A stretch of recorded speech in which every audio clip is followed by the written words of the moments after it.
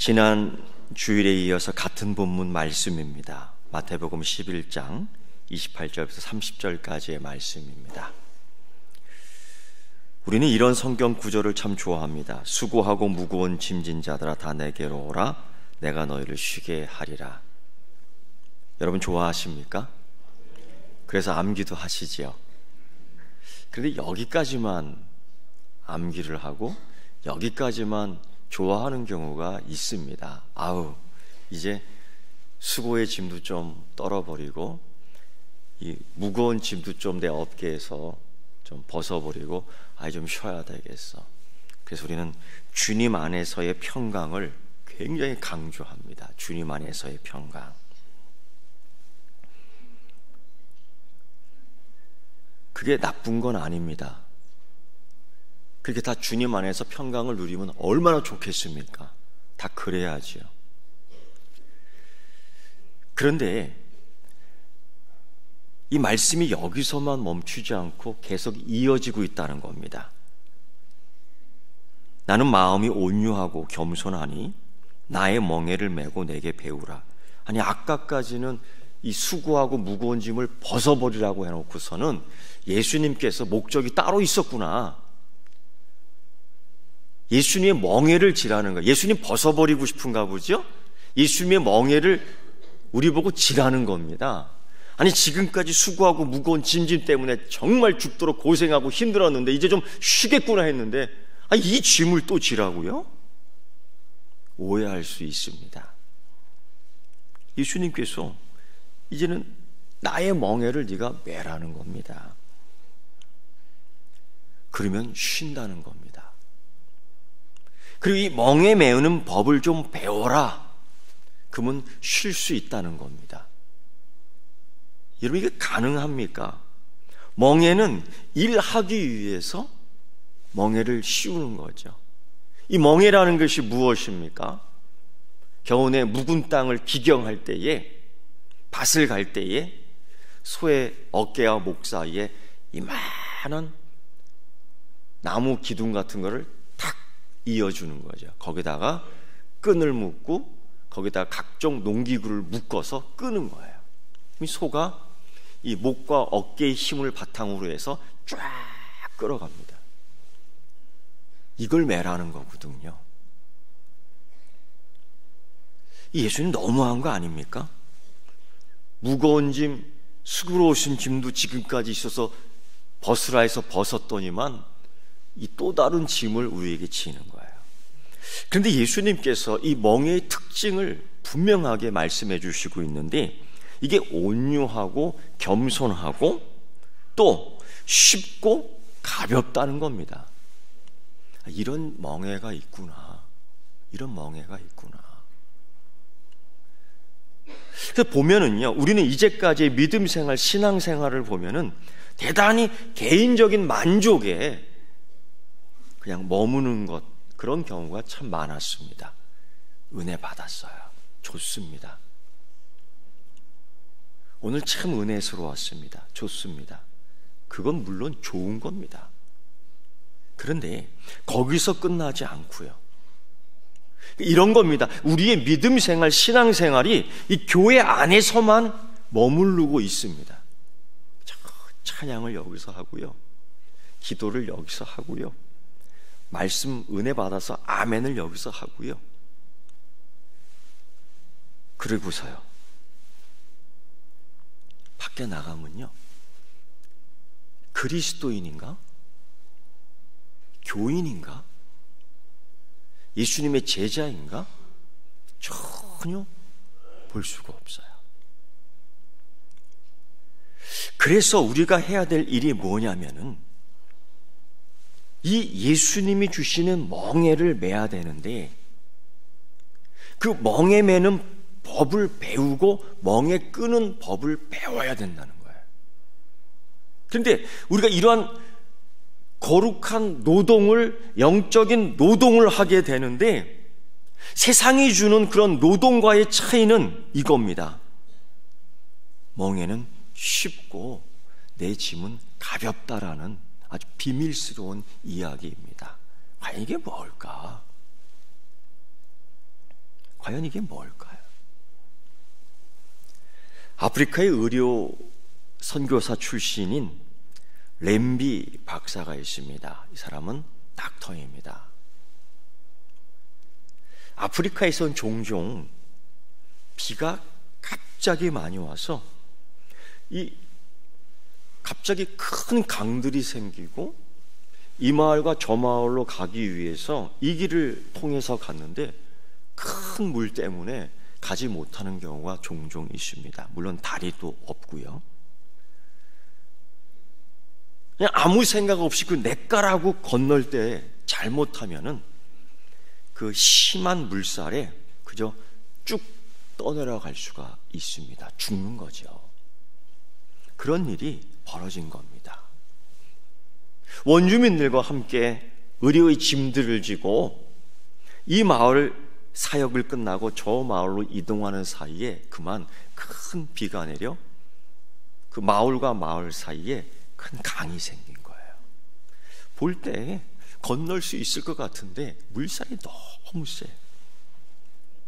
이때의 의료 선교사인 램비 박사님이 고민을 했습니다. 이거 어떡하지? 어떻게 건너지? 어떤 분은 이렇게 얘기하더라고요. 홍해처럼 지팡이 꽉, 모세처럼 지팡이 꽉 하면 갈라지지 않을까요? 아니, 갈라지지 않았습니다.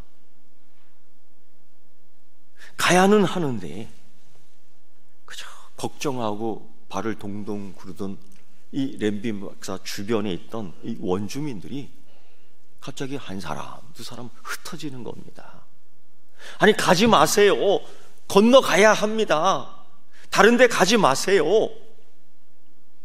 원주민들이 아랑곳하지 않고 갔다가 다시 모이는 겁니다. 그런데 돌아올 때 신기하게도 그들은 큰 바위 하나씩을 다 갖고 왔어요. 그 중에 원주민 지도자는 낑낑거리며 큰 돌덩어리 2개를 지고 옵니다. 그리고 하는 소리가, 박사님, 이건 박사님 겁니다. 왜? 돌덩이요? 박사님, 우리는 이러한 큰 물살에 밀려나지 않기 위해서 이 강을 건널 때는 꼭 이러한 돌덩이를 하나 이고 갑니다. 이유는요, 물살이 셉니다. 우리의 이 몸무게가 버텨나질 못합니다. 그때에 우리 몸을 지탱해주고 이 물살에 딱 버티게 해주는 생명의 돌이 있습니다. 바로 이거예요. 이거를 우리 목 뒤 어깨에다가 딱 메고 걸어가면은 떠내려가지 않습니다. 그래서 온 짐꾼들도 그 짐 위에, 온 이 원주민들이 그 돌멩이 하나를 탁, 원주민 지도자 추장은 박사님께 이만한 돌을 선물한 거예요. 생명의 돌을. 박사님도 이거 한번 이어보세요. 무거울 텐데, 힘들 텐데. 아니요, 물속에 들어가면요 전혀 느끼지 못해요. 딱 이고 들어갔는데요, 조금까지도 무겁다, 내 어깨를 누른다고 생각했던 이 돌덩이가 심한 물살 때문에 오히려 정신이 없는 거예요. 아주 바짝 정신을 차리고 끙끙대며 가는데 힘들다는 생각이 들지 않아요. 이 돌덩이 놓치면 안 된다, 이 생명의 돌덩이 놓치면 난 죽는다 하면서 탁 지고 가는데 어느덧 건너더라, 이겁니다. 이게 예수님이 말씀하신 멍에입니다. 우린 자꾸 다른 짐을 지려고 하죠. 이 생명의 돌을 이 어깨에 딱 매야 되는데 우리의 습관이나 우리의 고집이나 우리의 경험으로 봐서 이 수고하고 무거운 짐 말입니다. 건강하고 싶고요, 잘 살고 싶고요, 좋은 거 먹고 싶고요, 아주 멋있는 거 입고 싶고요, 빛과 번쩍하는 집에서 지내고 싶고요. 사실 이게 뭐 나쁜 소리입니까? 이러면 안 됩니까? 이렇게 살면 잘못 사는 겁니까? 아닙니다. 저는 여러분들이 다 그렇게 잘 살면 좋겠습니다. 또 목회자의 기도로서 그렇게 살기를 축원합니다. 그러나 그것 때문에 욕심을 내면 안 된다는 거죠. 그게 수고롭게 하고 무겁게 하고 피곤하게 하고 넘치고 넘쳐서 욕심 때문에 사망에 이르게 하는 것입니다. 그럼에도 불구하고 성삼위 하나님께서는 우리에게 주십니다. 은혜를. 그게 멍해예요. 우리에게 주십니다. 은사를. 이 세상에서 살도록 말입니다. 그게 멍해예요. 모세 시대의 이야기입니다. 애굽에서 어렵게 살다가 나와 광야 생활을 하는데 이 광야 생활이 그렇게 눅눅하지 않습니다. 그 뜨거운 바람이 불고요. 항상 사나운 짐승들이 있고 주변에 적들은 참 많습니다. 아말렉, 블레셋, 모압 다 원수예요. 그러니까 항상 긴장하고 삽니다. 먹을 것, 입을 것, 잠잘 것 다 부족하다고 느끼는 겁니다. 그런데 어쨌든 자유함을 가지고 걷는데 사람들이 참 욕심이 생겼습니다. 더 먹고 싶고 더 가고 싶고 더 좋은 거 입고 싶고 더 좋은 곳에서 자고 싶고 이런 욕심들이 막 생기는데 걷잡을 수 없어요. 그런데 여러분 생각해 보십시오. 이 모세 오경을 읽다 보면 하나님께서 아주 당당하게 말씀하신 것이 있습니다. 너희가 40년 동안 광야 생활할 때 신발이 헤어졌느냐? 옷에 구멍이 뚫렸느냐? 그런 거리를 한 달만 걷고 신발이 다 떨어지거든요. 빽볕에서 옷을 널어놓으면 일주일도 못 가서 옷이 빡빡 찢어지거든요.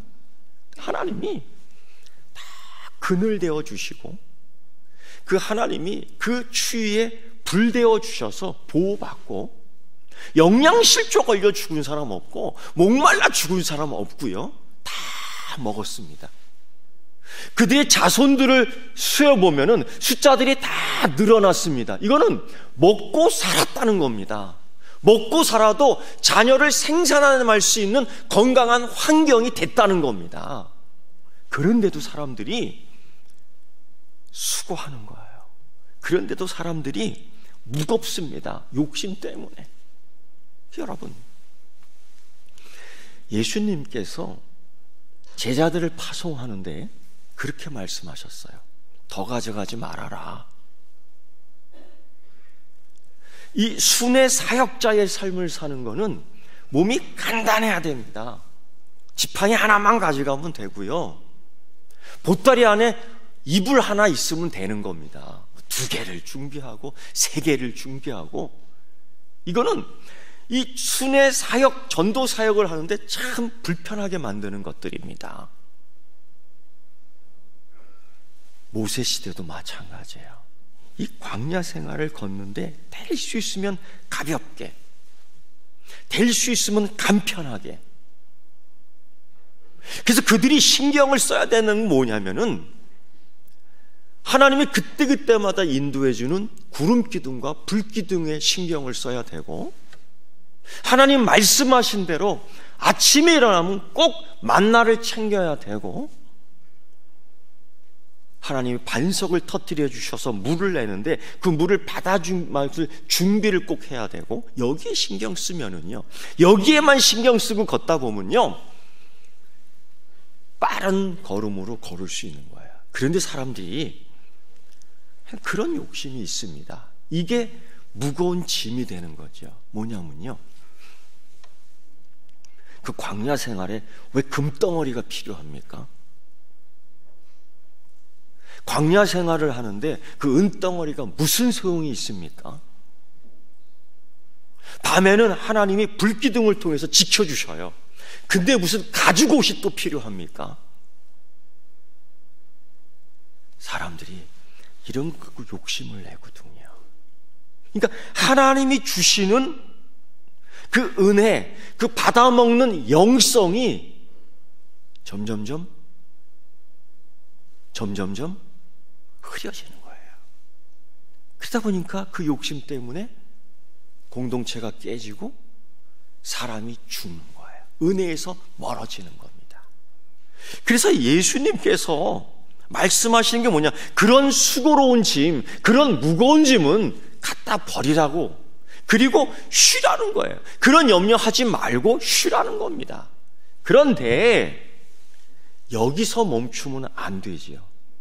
대신에 그 비어있는 어깨에 나의 멍에를 메고 배우라는 거예요. 이게 2단계, 3단계 영성입니다. 1단계는 그거 내려놓는 연습, 내려놓음의 연습이 있어야 돼요. 그게 1단계. 근데 그렇게 해서 쉬는 거로 끝나면 아무 의미가 없는 겁니다. 그 다음 뭐냐? 예수님이 주시는 멍에 메고 배우는 거예요. 일하는 연습을 해야 되는 겁니다. 그걸 예수님이 가르쳐 주시는 거예요. 예수님 이 복음서 이야기를 보면은 예수님께서 가르치신 것들이 참 많습니다. 그 중에 정말 이거 배워라, 이렇게 해야 된다라는 대표적인 것들이 있는데, 그 내용들을 보면은 이게 단순히 은혜 받는, 단순히 아멘 하는, 단순히 할렐루야 하는 이런 교회 안에서의 신앙생활이 아니고, 여기서 배운, 여기서 받은 은혜의 영성, 개인 영성이 교회 밖으로 나가 공공 영성으로 변해서 이 세상 사람들에게 소금이 되고 빛이 되는 겁니다. 그걸 예수님이 가르쳐 주셨어요. 내가 여기서 아멘, 내가 여기서 할렐루야, 내가 여기서 감사합니다, 여기서 끝나지 않고 바깥으로 나가 이웃에게 그 영향력을 주는 겁니다. 할렐루야. 이걸 지금 말씀하고 있는 거예요. 그래서 이 예수님의 멍에를 메고 동네로 나가고요, 학교로 가고요, 기업으로 가고요, 장사를 하더라도요, 땅을 갈더라도요, 그 믿음으로, 그 은혜로 주신, 내게 주신 이 멍에를 기억하고 해야 된다는 겁니다. 예수님이 가르쳐 주신 내용 가운데에 누가복음 10장 30절부터 37절까지의 말씀을 보면 선한 사마리아 사람의 이야기가 나옵니다. 예수님께서 이 비유 이야기를 해주신 거예요. 뭐 겉으로 보기에는 정말 뭐 믿음 생활 잘하는 사람들 여러 사람 나옵니다. 그리고 또 겉으로 보기에는 뭐 그저 한 사람, 사마리아 사람도 나옵니다. 그 당시에 제일 비천한 사람이라고 얘기했죠. 사마리아 사람들이라고. 그런데 실질적으로 자기가 갖고 있는 이 영성, 이걸 가지고 이웃 사회에 돌아가서 이 믿음 생활 잘한 사람이 누군가 예수님께서 구별해 주시는데 선한 사마리아 사람입니다. 사마리아 사람입니다. 그가 어떻게 했냐면요, 이 비유 이야기입니다. 그 동네 으슥한 곳 길목에 가는데 그만 어떤 한 사람이 강도를 만났어요. 강도가 이 사람 거 다 빼앗고요, 죽도록 팼습니다. 죽어가는 거예요. 얻어맞고 다 뺏기고. 그런데 그 당시에 제사장이라는, 그 당시에 서기관이라는, 그 당시에 바리새인이라는, 그만큼 신앙생활을 한다는 그런 사람들이 다 지나가면서 핑계를 댑니다. 아유, 나는 바쁜데. 요즘 말로 그렇겠죠. 아, 나는 교회 빨리 가야 되는데. 그 사람은 계속 죽어가는 거예요. 그런데 예수님의 그 이야기 속에 나오는 그 사마리아 사람이 그곳에 가다가 그 사람에게 관심을 갖습니다. 근데 이 관심으로 쳐다보는으로 끝나지 않고 이 사람을 들쳐 엎는 거죠. 그리고 치료할 수 있는 여관으로 데려가 이 사람을 치료하며 치료를 부탁하고 잠시 자리를 떠나며 그 모든 책임을 지겠다고 얘기합니다. 그 여관 주인에게. 여기에서 멍에는 뭘까요? 이 멍에는 사람을 살리는 멍에입니다.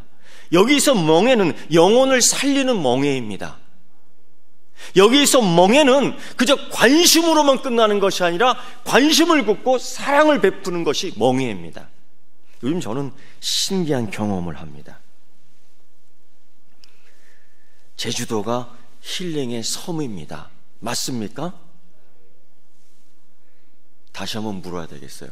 제주도가 힐링의 섬입니다. 맞습니까?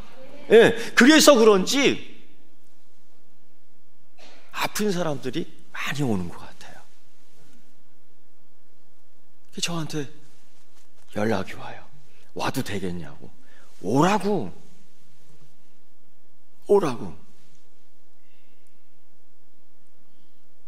말은 그렇게 해요. 문제는 여러분, 그럴 때마다 제게 멍해가 몇 가지 붙습니다. 방도 잡아주고요, 먹을 것도 먹여주고요, 시간도 내서 여기도 구경시켜주고요, 그리고 그 사람이 얘기하는 거 다 들어주고 맞장구도 쳐주고요. 근데 여러분, 한번 생각해 볼까요? 그래서 그 사람이 살아난다면 여러분 할 수 있겠습니까? 그래서 사람이 살아난다면 할 수 있겠냐고요. 멍해가 있는데도요. 예, 그런 생각을 저 혼자 해봤습니다. 그 멍해가 내게 있으니 감사하네. 그 멍해가 내게 있어서 감사하다는 거예요. 내가 치료해주는 목회자가 돼서 너무 감사하네. 내가 먹여줄 수 있는 목회자가 될 수 있으니 감사하네. 내가 보여줄 수 있는 목회자가 될 수 있으니 감사하네. 할렐루야. 오늘 예수님께서 이 사마리아 비유 이야기를 하면서 뭐라고 얘기하냐면요, 너도 이와 같이 하라는 거예요. 그런 사람이 있었으면 좋겠다가 아니라 네가 그런 사람이 되라는 거죠. 나도 저런 은혜를 받았으면 좋겠다. 아니, 너는 이미 받았어. 그 은혜를 나누라는 겁니다. 어디에서?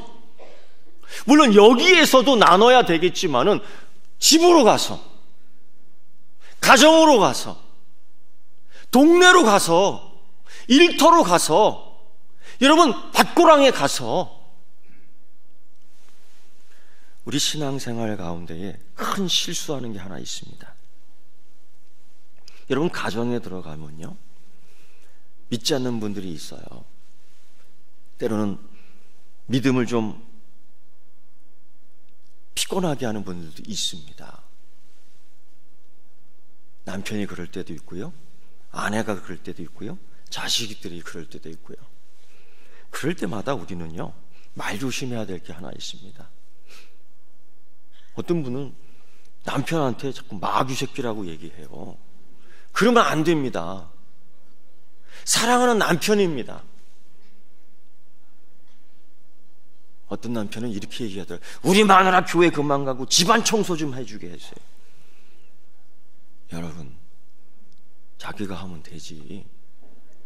왜 자기 아내를 게으르다고 얘기를 합니까? 왜 모욕을 줍니까? 그러면 안 돼요. 어떤 부모는요, 자식 새끼가 왼수예요. 저 왼수, 제 왼수. 하나님이 주시는 사랑하는 기업입니다. 그 가정은 하나님께 주시는 가장 기본적인 공동체입니다. 그걸 왜 파괴하는 말을 해요? 왜 저주하는 말을 합니까? 왜 교회에서 은혜 받아놓고 집에 가면 그런 소리를 해요? 왜 교회에서 사랑받고 왜 자녀들한테 그런 얘기를 해요? 대단히 잘못된 습관입니다. 사랑하는 성도 여러분, 예수님께서 뭐라고 말씀하시냐면요, 너도 이와 같이 하라. 그 멍에를 메고 배우라는 겁니다. 배우라는 겁니다. 그런데 여러분, 이게 이 멍의 특징이 뭐냐? 이걸 메고 일할 때 나타나는 현상이 뭐냐? 느끼는 게 뭐냐? 경험이 어떤 거냐? 30절 말씀 보면 이는 내 멍에는 쉽고 내 짐은 가벼움이라는 거예요. 이제까지 그 멍에는, 이제까지 그 짐은 너무 무겁고 너무 수고롭고 너무 피곤했던 거예요. 그런데 이 예수님이 지는 이 멍에를 지고 일하고 배우고 일하는데 느닷없이 경험되는 거는 다르다는 겁니다. 세상 것과 다르다는 겁니다. 그게 뭐냐면은 그 멍에는 쉽고 가볍다. 그래서 예수님이 배우라는 겁니다. 할렐루야. 그러면 배우고 나서 어떻게 하는 거예요? 바로 세상 속으로 가는 겁니다. 또 하나 예수님께서 가르쳐 주신 가장 기본적인 우리 그리스도인의 영성이 있습니다. 그게 뭐냐면 기도예요. 제자들이 어느 날 와서 예수님 우리도 가르쳐 주십시오, 기도를. 그들이 기도할 줄 몰라서 가르쳐 달라고 한 게 아닙니다. 유대인들은 태어나면서부터 기도했습니다. 하루에 3번씩. 익숙한 겁니다. 그런데 예수님에게 와서 가르쳐 달라는 거예요. 그래서 나온 기도가 뭐냐면은 주기도문입니다. 예수님의 기도예요. 여러분, 예수님의 기도를 보십시오. 여기서만 아멘 할렐루야가 아닙니다. 집에서도 아멘 할렐루야 되고요, 일터에서도 아멘 할렐루야 되고요, 다른 곳에서도 동일하게 아멘 할렐루야가 되는 기도입니다. 이걸 가르쳐 줬어요. 그래서 제자들이 그 기도 연습을 합니다. 그리고 기도 연습을 하고 그 기도대로 살도록 합니다. 그런데 제자들은요, 잠을 자요. 피곤하다고. 기도가 노동이라고 얘기하는 사람도 있고요, 기도할 때의 땀방울은 핏방울이라고 얘기하는 사람도 있습니다. 그만큼 수고와 노동이 있어야 되는 거죠. 너무 쉽게 기도하는 거 아닙니까? 그런데 이 기도를 할 때요, 문제는 나 자신만을 위해 기도한다는 거죠. 그래서 예수님이 한 번은 겟세마네 동산에서 같이 기도해 주길 원했어요. 나를 위로해 주는 기도해 주길 원했어요. 나를 위해서 함께하는 기도를 해 주길 원했어요. 너무 외로웠습니다. 너무 힘들었습니다. 죽을 것 같았습니다. 그래서 예수님이 제자들에게 부탁했어. 나와 함께 기도한다면 이것을 이길 수 있을 텐데, 나와 함께 기도해 준다면 내가 위로받을 수 있을 텐데, 나와 함께 기도해 준다면 이 상황을 이길 수 있을 텐데. 제자들이요, 잠잤어요. 예수님이 3번씩 와갖고 깨웁니다. 기도 좀 해주지, 기도 좀 해주지. 여러분, 예수님이 여기에서 기도 요청은 개인을 위한, 개인의 만족을 위한, 개인의 안위를 위한 기도가 아니라 사람을 살리며 위로하며, 나라를 살리며 나라를 위로하며 그 기도를 요청한 거예요. 이걸 소위 중보 기도라고 하죠. 제자들이 못해요. 못합니다. 배우지 않았고 실천하지 않았습니다. 그런 예를 또 보면은 마가복음 9장에서 보면은 그런 이야기가 있습니다. 정말 자식을 위해 애썼던 아빠 한 명이 있습니다. 그 자식이요, 귀신이 들렸습니다.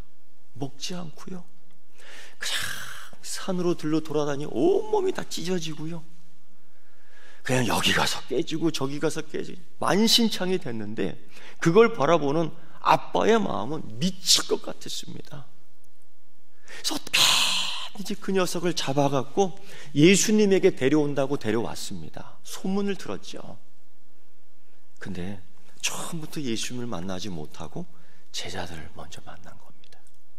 이미 예수님께서는 제자들에게 기도의 능력을 주셨고 가르쳐 주셨고 그와 같이 하라고 그랬어요. 그런데 제자들이 아무것도 못합니다. 그저 자기들끼리 모여서 예수님과 함께하는 것만 좋아하고, 예수님과 밥 먹는 것만 좋아하고, 예수님과 포도주 마시는 것만 좋아하고, 예수님과 함께 있으니 너무 좋다고 곧단 소리만 한 겁니다. 예수님과 함께하지 않을 때 저기서 기도해야 되고, 예수님과 함께하지 않을 때 저기서 말씀을 대언하고 증거해야 되는데 그렇게 하지 않았던 겁니다. 정작 그 귀신 들리는 아들을 데리고 정말 답답한 마음에 데리고 왔는데 제자들이 아무것도 하지 못하니까 이 아빠가 화가 난 거예요. 도대체 이럴 수가 있느냐? 예수 믿는 사람들이 이럴 수 있느냐? 세상에서 능력 없는 그리스도인이 이럴 수 있느냐? 세상이 지금 그렇게 얘기하는 거 아닙니까? 교회에서는 잘하는데 나가니까 아무것도 아니야. 교회에서는 잘하는데 집에 가니까 아무것도 아니야. 교회에서는 잘하는데 학교 가니까 아무것도 아니야. 교회에서는 아멘 하는데 직장에 가니까 너무 불성실해. 이 병든 아들을 가진 이 아버지, 이 세상의 아버지가 와서 예수님이 그렇게 얘기하는 겁니다. 그때 예수님이 정말 무안했던 것 같습니다. 제자들도 얼굴을 들 수 없지요. 얼굴을 들 수 없는 거예요. 이제서야 이 예수님의 멍해가 뭔지를 이제서 좀 깨달은 것 같습니다. 그런데 여러분, 배우고 연습하는 이 영성을 기르지 않으면 안 되는 거예요.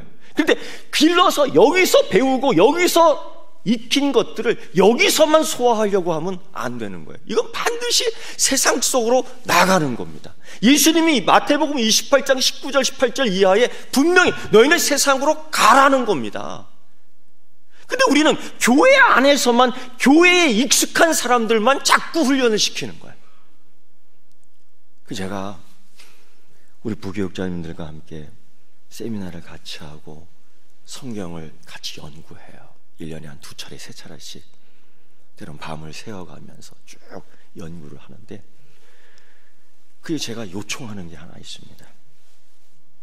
교회에 익숙한 사람들만 양육하지 말아라. 사람들이 교회에만 익숙하도록 훈련되도록 양육하면 안 된다. 반드시 가정으로 돌아가서, 반드시 학교로 돌아가서, 반드시 직장으로 돌아가서, 반드시 일터, 밭으로, 산으로 가서 내가 그리스도인 됨을 보여주는 그리스도인으로 양육해야 된다라는 거예요. 어느덧 우리의 근데 신앙으로 익숙해 있는 건 뭐냐면 이 교회에서만 익숙한 사람으로 자꾸 만들어내는 거예요. 그러니까 예수님과 함께 있는 것만 좋아해요. 근데 예수님은 지금 이제 가라 파송하거든요. 그러니까 제자들이 그거를 배우지 않고 실천하지 않았기에 정작 이런 일이 있을 때에 아무 힘이 못 되는 거예요. 그러니까 세상이 병든 아이를 가진 그 아빠가 와서 답답해하는 겁니다. 어떻게 당신의 제자들에게 왔는데 아무것도 해주지 않았다. 응? 예수님이 무안해하는 거죠. 그리고 예수님이 제자들을 대신해서 고쳐줍니다.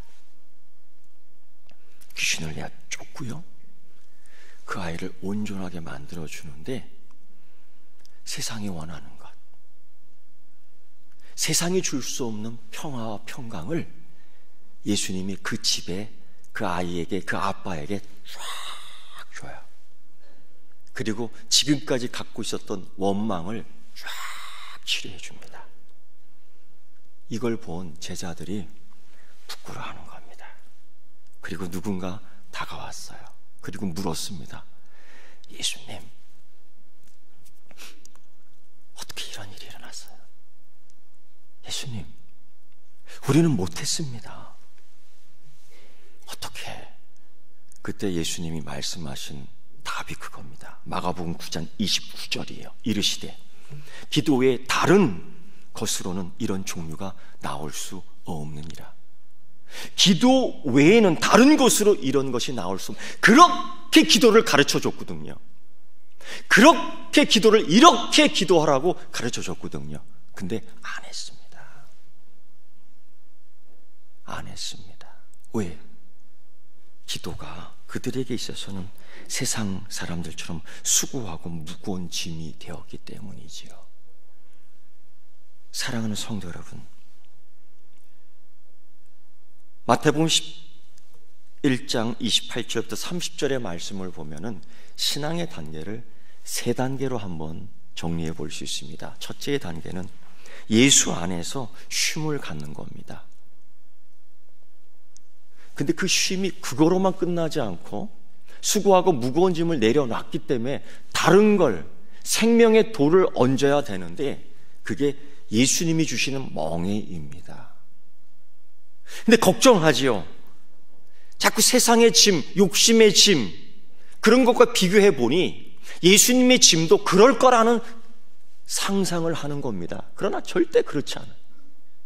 지금까지 하나님이 주신 은혜를 우리가 기억해낸다면, 지금까지 하나님께서 우리에게 베푼 사랑을 기억해낸다면 그 멍에는 예수님은 이렇게 말씀하셨어요. 온유, 겸손, 쉬움, 가벼움. 그리고 말씀하셨어요. 그리고 3단계는요, 그 멍에를 메고 일하는 법을 배우라는 겁니다. 그때에 또 다른 놀라운 하늘나라의 경험을 할 수 있습니다. 사랑하는 성도 여러분, 2019년도 한 해 우리 1단계에서 이제 2단계로 넘어갔으면 좋겠습니다. 2단계에서 3단계로 넘어갔으면 좋겠습니다. 그리고 우리 신앙을 여기 안에서만 아웅다웅하지 말고요, 밖으로 나가세요. 교회 밖으로 나가세요. 그래서요, 민족을 일으키는 동반자의 신앙이 되기를 주의 이름으로 축원합니다. 기도하겠습니다. 하나님 아버지, 감사와 찬송과 영광을 드립니다. 하나님께 주시는 은혜, 이렇게 하라라는 말씀, 가르쳐주신 영성, 이 배움의 영성, 따라하는 실천의 영성을 주님 잘 따라 배우게 해주시되 이제는 세상에서 하는 연습과 훈련이 있게 하여 주시옵소서. 예수님의 이름으로 기도드리옵나이다. 아멘.